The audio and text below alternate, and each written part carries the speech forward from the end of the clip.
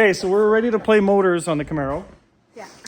And it was brought to our attention by you, the subscribers, almost unanimously. I counted all the votes. 327.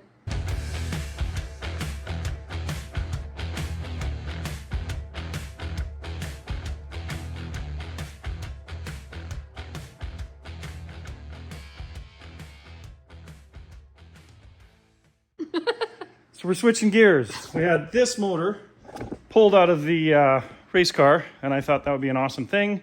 Probably worth a little more than the 327 because I got a really wicked deal on the 327. So here she is. And I ran the numbers on the back. Here, I'll let you guys see them.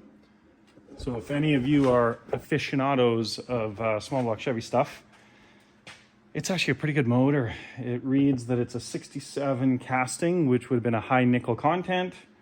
It also reads that, and I don't know if it's small journal or large journal in 67, but you can tell us. And it's got camel hump heads, which we think are awesome.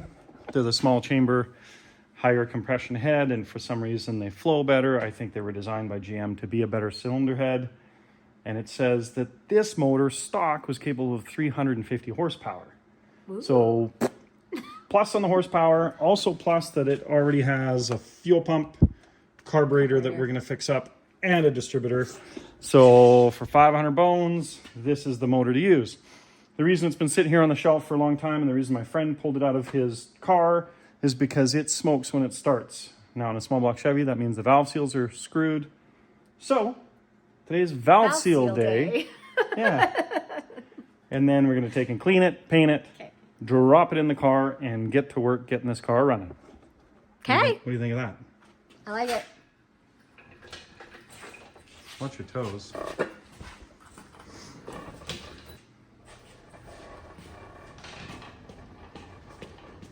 Teresa wants to ride in this car, so just kind of making her earn it. Okay. There. So first thing we're going to do is try to blow it off. Yeah, because it's pretty messy. Yeah. Inside a small block Chevy. The most common engine in the world. No argument there.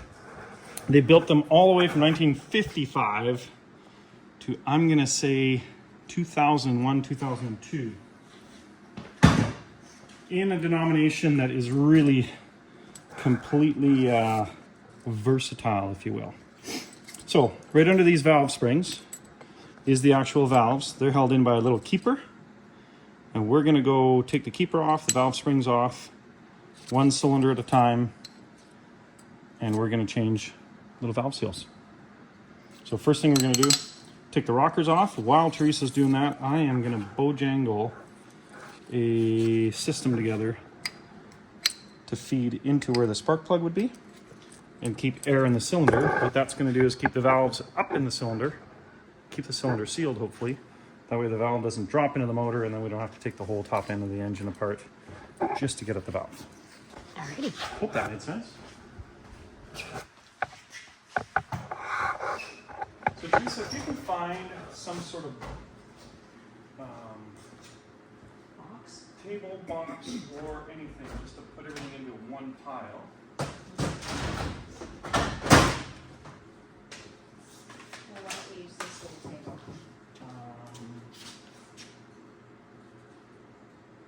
Or that table?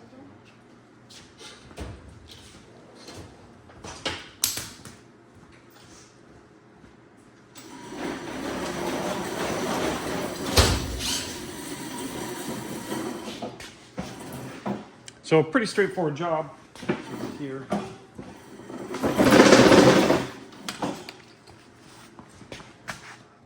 Yep. All right, so the first part of this is Teresa's going to remove all the rocker arms, which means they're going to be out of adjustment when we put them back together, but we can help you show you how that works afterwards too. Pretty straightforward. And you'll notice these rocker arms have a little ball in them. So while we're here, we're going to inspect these balls. And we're also going to inspect the inside of the rocker arm, make sure it's good. All of these nuts, it's super important that they're locking nuts. And you'll notice even in this motor, there's two different styles here. That means somebody's been playing with it over the years. Super, super common in small block Chevys. You'll hear of screw-in studs and guide plates. Screw-in studs would be in this location. These are press-in studs.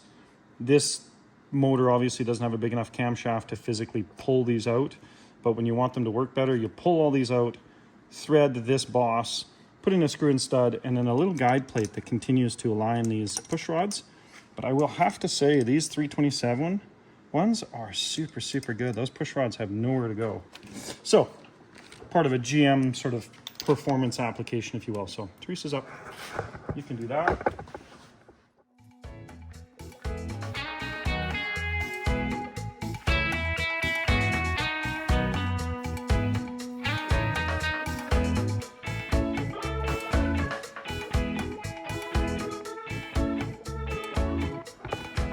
Okay, so next step for me, I was going to use this compression kit and try to find a way to adapt this hose to here, and that way I could run air into one of these cylinders.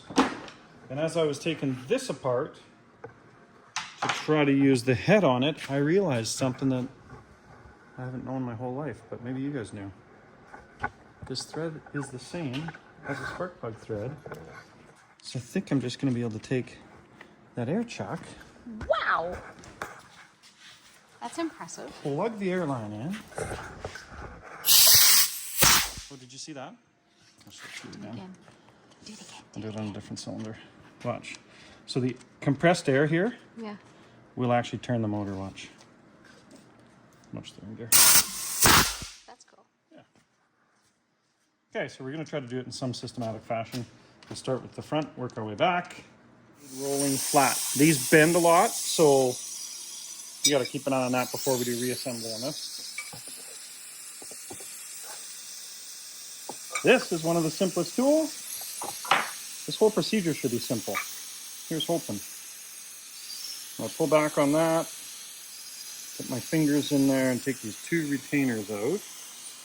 This, believe it or not, since the turn of the century, is how most valves are held in any engine.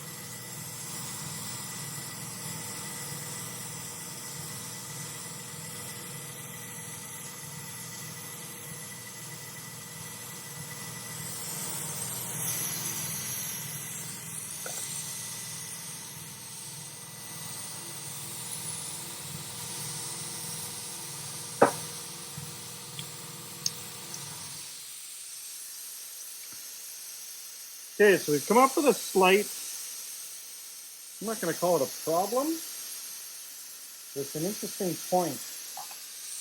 This motor has already got brand new umbrella valve seals. Now these are an upgrade from the originals. So the ones you were replacing are identical to this. So what I'm doing right now is putting this back together. And I'm going to phone my buddy who gave me this motor, sold me this motor. I'm going to find out what the actual story is, because at some point,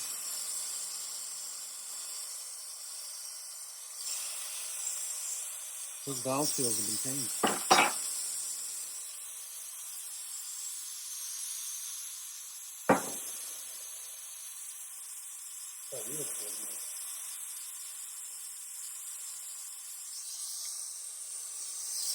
The person that you bought this motor from, does his name start with the letter C?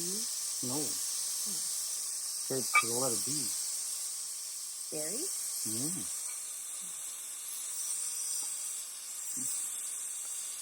So what actually happened is I bought this house from Barry,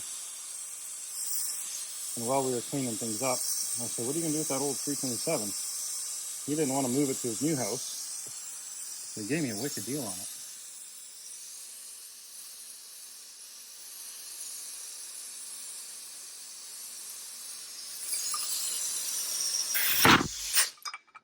So we're going to interrupt this fascinating episode and call my buddy Barry and say, Barry, did you happen to put brand new valve seals in that motor before I got it? Okay, I'm a squirrel, by the way.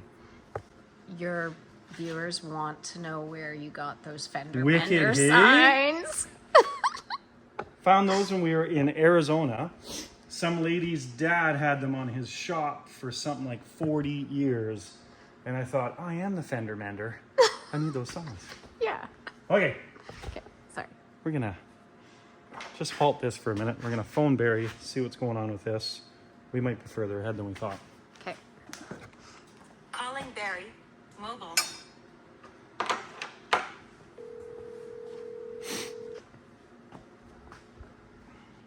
Hey, Barry Bloomy, how are you? hey, I'm good. Hey, I got a little question for you. Yeah.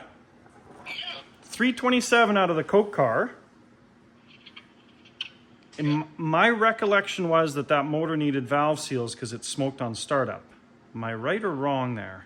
Yeah, I think that's all it needed. So I just opened it up and tried to put valve seals in it, and it's got really nice umbrella valve seals. Like they look new. Maybe I changed them before I... I think you... How good do you think my memory is? I think they've been changed because they look new and they feel super soft. It could have been. I remember doing something with some umbrella once. I think that they had just the O-rings in there before. That's right, yeah, and now it's got O-rings and umbrellas. Yeah, I might have changed them. I don't know if I changed them after. I don't think I would have changed them after I took it out. But No. So maybe it just doesn't smoke when it starts and it's a great motor. yeah, it could be. Woo! That's exciting. Okay. What do you need that for? There's LSs around. I know. I'm going to put it in that old Camaro that I'm building for $5,000. Ah, That's the cheapest motor in town. there you go. All right. Thanks for the update. All right, we'll talk to you later. You bet. Bye-bye. Bye.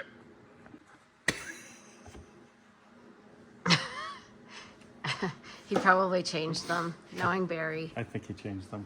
Yeah. I think we got good parts here. So we're just cleaning? We're going to clean. And maybe we'll have to switch gears. Always look through your push rods before installing them. Should be able to see clear daylight out of them. And that's important because they feed oil and lubricate the top end of the motor. Okay.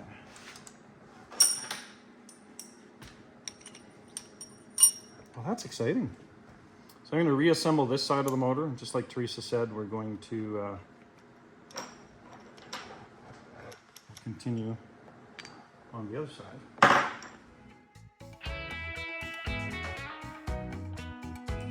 Into the space.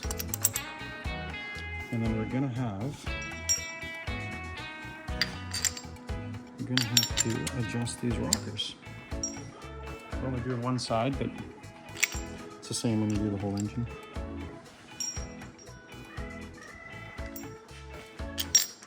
Ooh. There we go.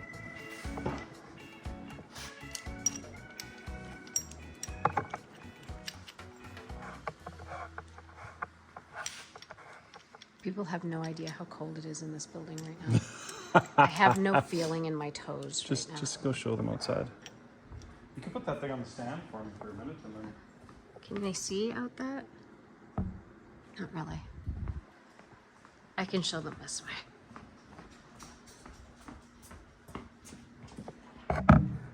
It's really cold.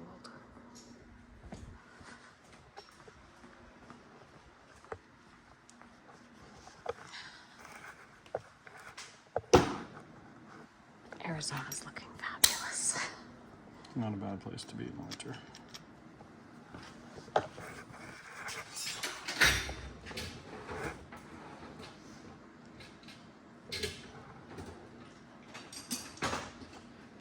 This is literally one of the few processes that I think this tool is still worthwhile. Oh yeah?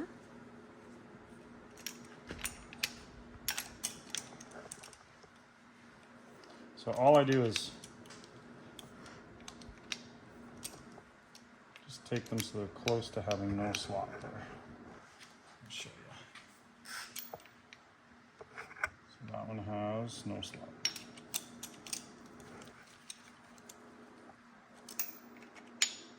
You know, a long ways to go. And using that tool versus using the ratchet that you used just a few minutes ago. Well, what I'm going to do when I'm adjusting them, Yeah. I'm going to have to go back and forth like that. Okay. So I want a tool that I can go back and forth quite quickly like that.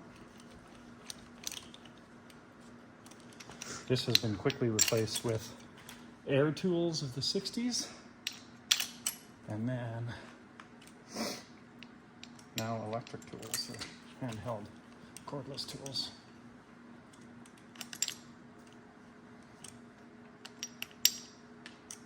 So this is our end of the world tool. Yep, when the world comes to an end, this is your speed tool. Excellent. Actually, I think they call it a speed wrench or a speed ratchet. I don't know. There's another question for you guys. It's been around longer than me.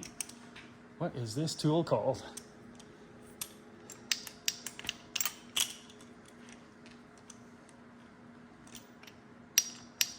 Looks like it's...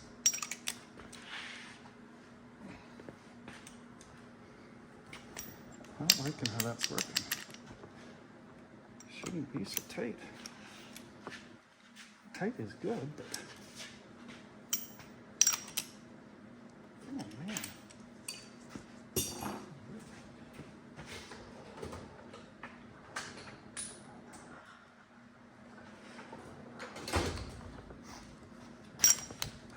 And a 1930s snap-on ratchet.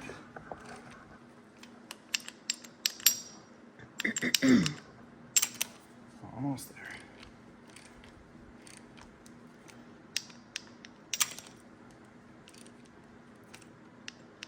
Now I'm just getting them close.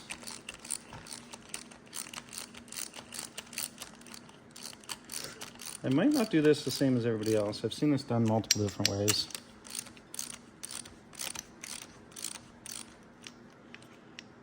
I'm a process of elimination guy.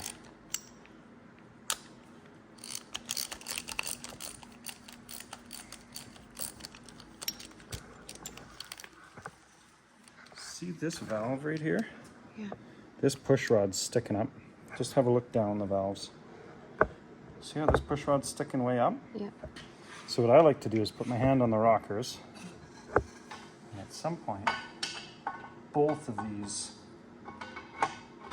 I'll just start from the front though. Start here. And I'm gonna be able to feel this valve just went back down because it was up. Both these are relaxed right now. Now it's a 4-stroke engine, so that means, how many revolutions is that? 1, down, back up, down, back up. So 2 revolutions of the motor basically does the whole process. So there you go, that one's loose.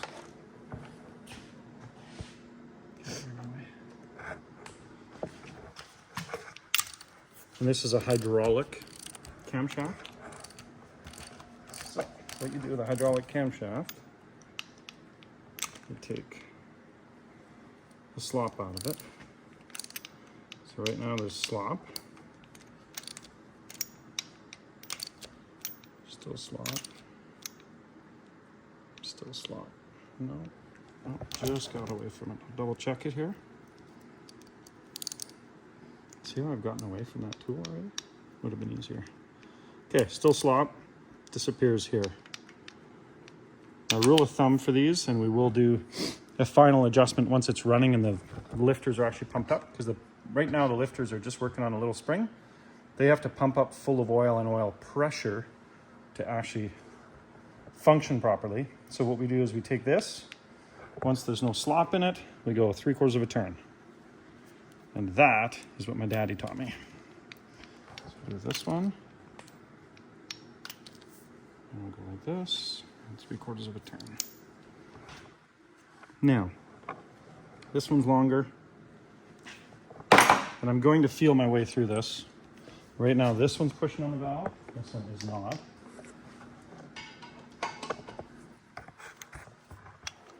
I'm just gonna feel my way through this. I'm gonna touch all 4 of these push rods. See, right now this one just dropped, got looser. This one's coming up. So that is your exhaust.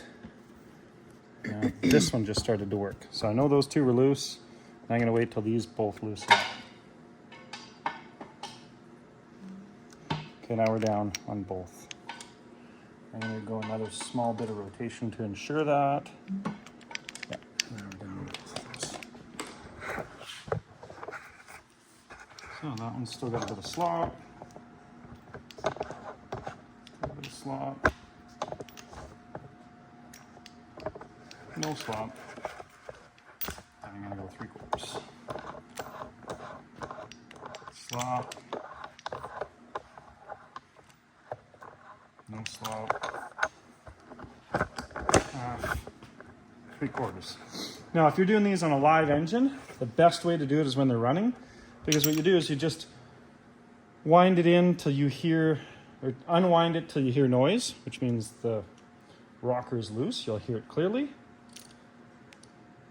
And then when it's not making any noise, you just go 3/4. Some guys like to go a full turn. Some guys like to go half a turn. That is personal preference. And I could be corrected on that. I'm not that proud. I am not an engine builder. Okay, see how loose this one is?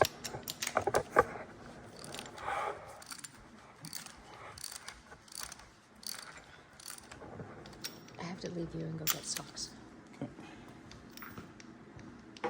Okay, that's tight. Now, I'm gonna keep moving. I've done this cylinder, done that cylinder, double check them, everything's good.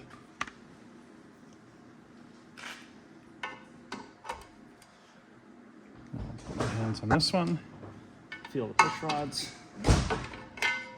Now I'm pushing down on intake. This motor's good.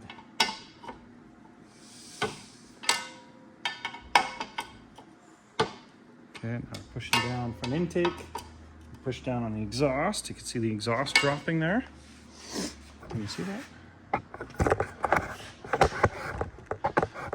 gonna do it this way so you guys can see it. This is the exhaust, so I'll go backwards here for a sec. And you'll see it.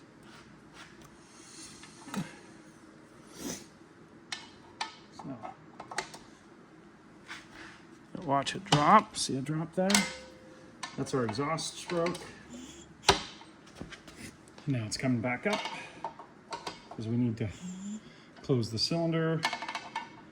After the exhaust stroke, you'll see us get an intake stroke. Right now, both valves are shut and I'm able to adjust them.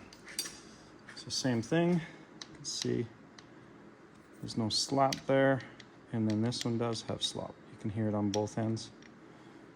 This one's nice and snug. So I'm gonna back this one up until it's loose. There it is, loose. You can hear it on both ends. Just about tight. Now it makes no rattles. Yeah, that's pretty good. So I'm gonna go 3/4, half, 3/4. Same with this one. Just stop making noise. Half, 3/4. Now we'll rotate the motor around for this one. It's loose. Just gonna snug them up. And then we'll follow its rotation. Now, there's some guys that'll tell you that's tedious and I'm doing it the wrong way. I'm sure that I am, but this is a kind of a safe way that I've developed, and I'm happy with it. When we're doing solid lift motors, so solid lifters don't have a hydraulic system to pump them up and to absorb. So right here, we're gonna go intake stroke. You'll see that valve come down. That valve comes back up. And between intake and exhaust, there's a whole compression stroke. We're gonna go to here. Both these valves are where they need to be. I'll double check that, see just a little, yeah, just a little slack there. So we'll go like this. Yeah, slack is gone. Half, 3/4. And back that one up till we hear it.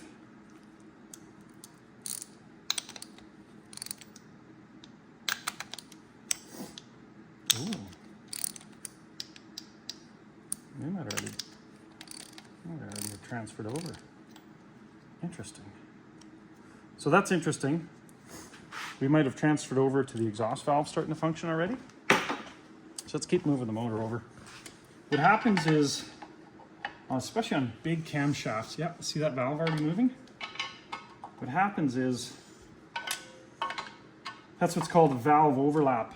We may not have had any valve. Okay, I'm watching it close the valve here. And the valve is closed, so I'm ready to adjust that exhaust valve. Now, valve overlap is when both of these valves are open at the same time. That happens in a very high lift, naturally aspirated scenario. The reason you never see it on a turbo system is because when both valves are open, the boost would go right through the intake valve and out the exhaust without actually creating an explosion. So you don't see valve overlap typically in a boosted application, but to make a lot of power on a naturally aspirated engine, when you get into the 500 lift and stuff like that, you'll often have valve overlap.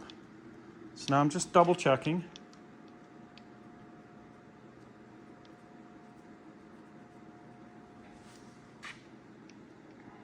This one feels almost loose over here. And this is my process of elimination. I always just double check as I go through the process. Yeah, that one's pretty loose. So if you've misadjusted the valves, typically with this system, you're gonna end up with loose valves, not valves that are overly tight, which is important. All right. So I'm going to rotate it one full, maybe 2 revolutions. Double check all the valves as I go.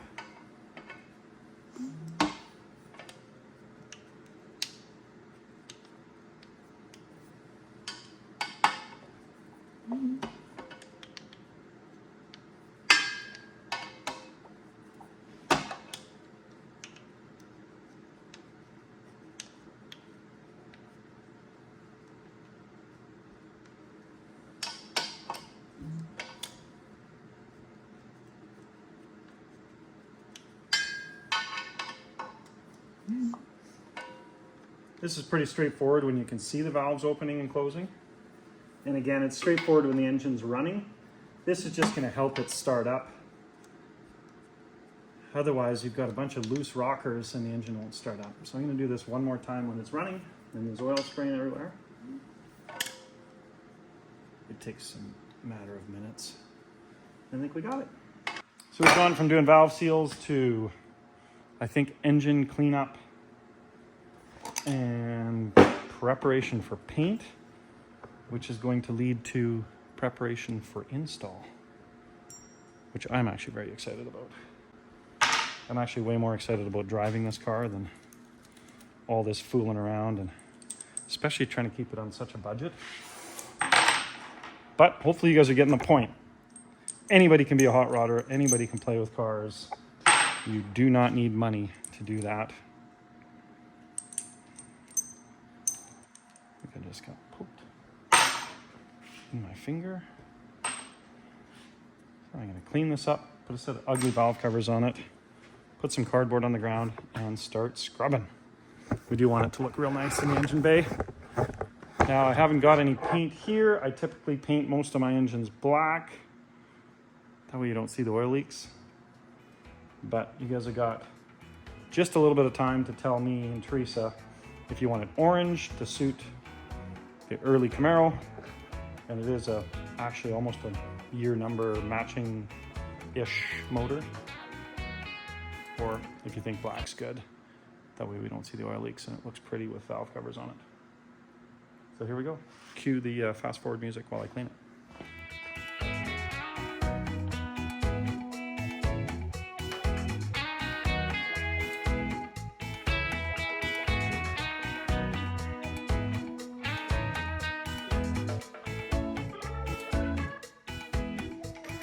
We're not going to count the 6 cans of brake clean that we're using to clean this motor because that's probably irrelevant anywhere else in the world.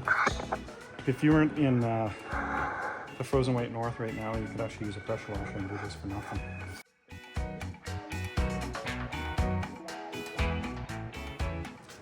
And I'm just curious, if you were like Finnegan or David Freiberger, You just put it in. would they clean it? No. Well, I don't know. I've seen it where they clean it. I've seen it where they don't clean it. All depends on the premise of the project. I see. Here's your truth bomb for the day. We would not be putting this engine in this car right now if I'd had that conversation with my buddy Barry years ago.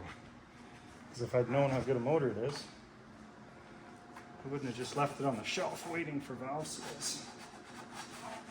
I would have been in something a long time ago.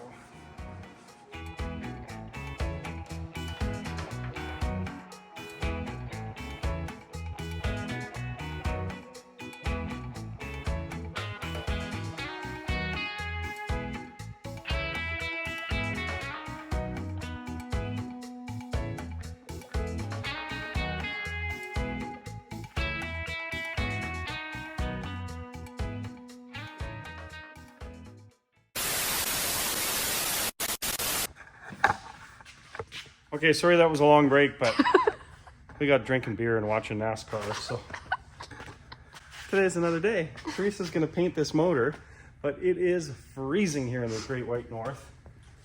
I didn't learn this in school, nor do I recommend it, but I gotta get these cans warmed up somehow.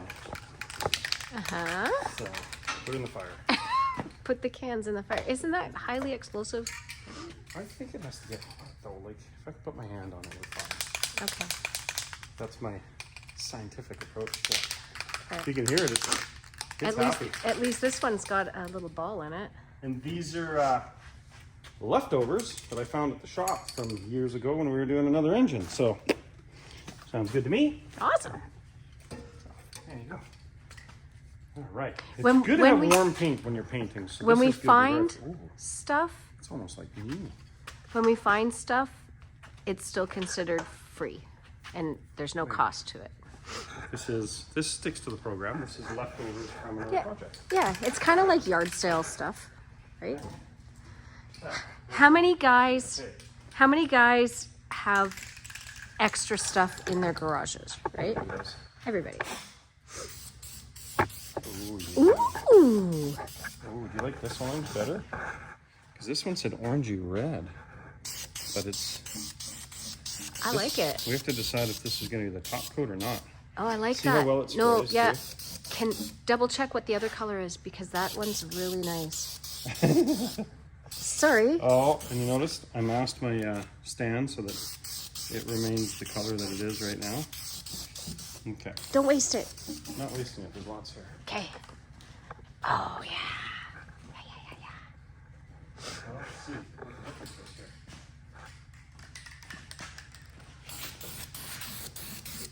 Can you see the difference? Not really. They're both good. It's a brighter orange. Yeah. For sure. Which I think is also good. Yeah. Okay, do you want to start painting? Okay. Okay, so here's your Painting. little lesson. Painting tip for the day. Yeah. Okay. Again, no circles. But you see these areas? They're Yeah. gonna need like 3 coats. So So you're gonna have to do this and accept the fact that it's not orange right away. okay. In fact, if you just do that on the whole thing at first. Okay. Okay. Now that you're doing that, though, I don't know where you began and where you. You'll be fine. Closer. Closer. Yeah.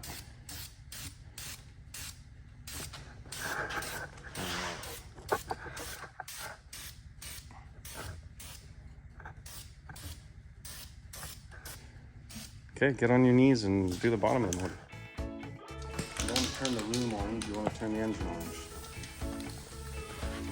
What is this technique you're using? The fans want to know. It's not really a technique. It's my technique that when I used to do some bad stuff, I don't know, that I never did in my dreams. Graffiti art.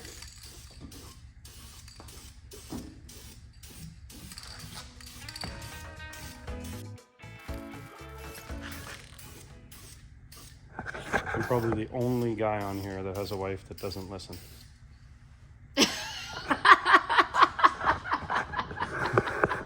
Really? No, I think that's our trait.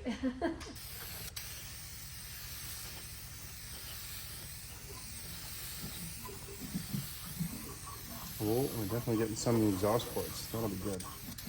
That'll smell nice when we find it. What about this at corner?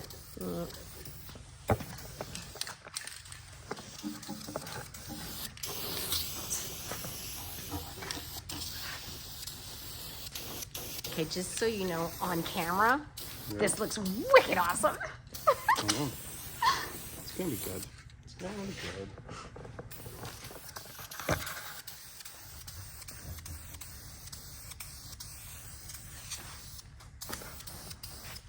I hope They call this the used car special or the Krylon rebuild a lot of times.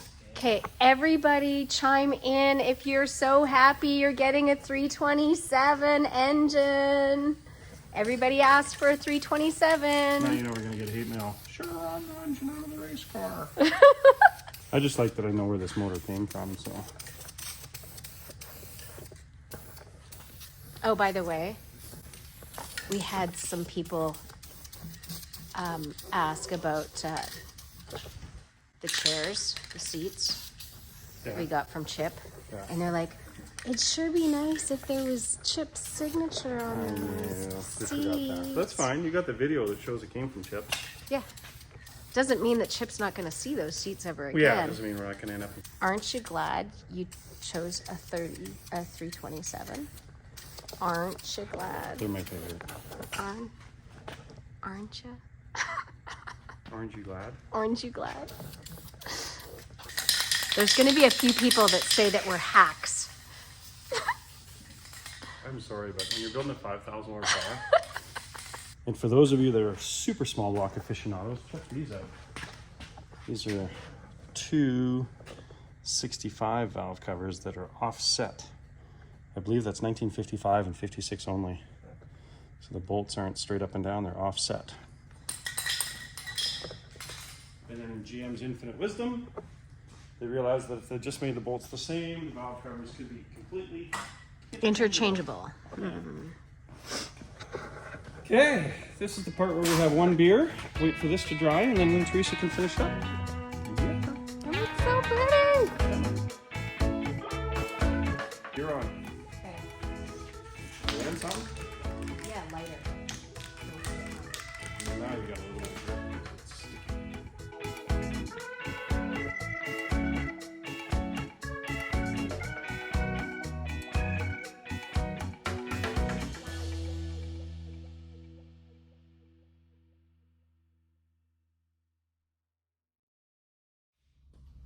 So, what do you think of our new engine? Super excited to have this engine all cleaned up and ready to go in the hole. That means we're making forward progress on the Camaro. Thanks for watching this episode. And next one, we're going to be putting it in the Camaro. In the car. See you guys. Thanks so much for watching.